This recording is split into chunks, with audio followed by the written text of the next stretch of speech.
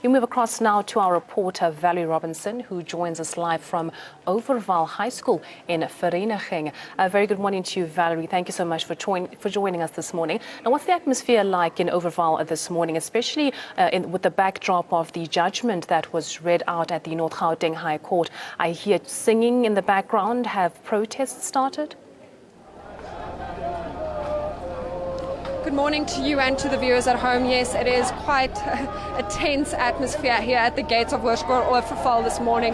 As you can see behind me, protests have broken out, mainly EFF members here at the gates of the high school. There is a heavy police presence here, many police officers as well. So as also earlier, a few moments ago, we saw a parent who was dropping off a student actually zapping the protesters. At that moment, within a few seconds, one of the protesters attacked the man. The man was lying on the floor being kicked. The police did immediately intervene and attempted to regain the calm, but yet still tense environment that we still have. I'm going to ask my cameraman to pan so you can just see the environment that we have here. So the protesters are calling this an apartheid at the school, but obviously we heard last week that the judgment ruled on Monday that the school does not force to take in English students, and the school regained their argument of the fact that they are to capacity. To my left, you'll see the heightened police presence, including police tactical vehicles all parked out at the gates of the school, creating a barrier almost between all the parents and the students who are being dropped off and the protesters who are here this morning. We also hear that there has been a call that has gone out to other EFF protesters, so we are actually expecting much larger numbers and the numbers to grow throughout the day. So it's going to be interesting to see if there are any more altercations and how the police are going to be able to keep the calm even though the situation is so tense at this stage.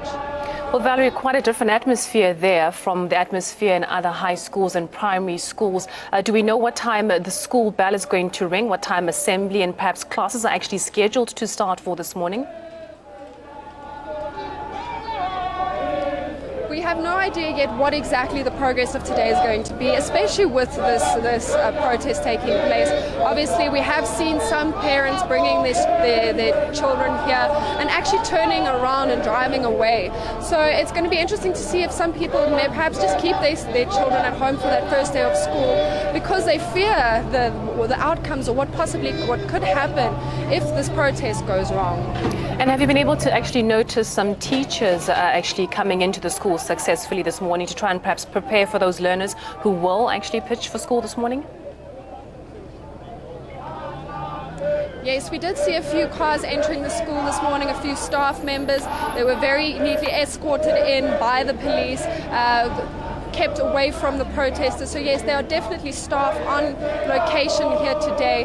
But as I said, quite a few parents turning around, taking their kids home again today after seeing what's unfolding at the gates, as well as remembering that there's already been violence here at this gate this morning. And also, if anything, a lot of the journalists were speaking amongst themselves moments before this actually took place, this altercation, saying if any of the parents try to confront these protesters, we perhaps don't know what the outcome will be and how the police are going to control this situation. Well, Valerie, thank you so much for that update. We will get back in touch with you throughout the course of today. Our reporter there, Valerie Robinson, live from Overvaal High School in Vereeniging, where she has confirmed that she spotted some teachers coming into school this morning to get ready for classes, but also some parents actually turning back with their children at the gates when they noticed the EFF members who are protesting outside the school gates. Also mentioning there that one of the parents who was dropping off their children pulled a zap sign at the protesters and was attacked by the protesters, forcing the police service to jump into action there, and heavy police presence as well as they try to kickstart their year uninterrupted.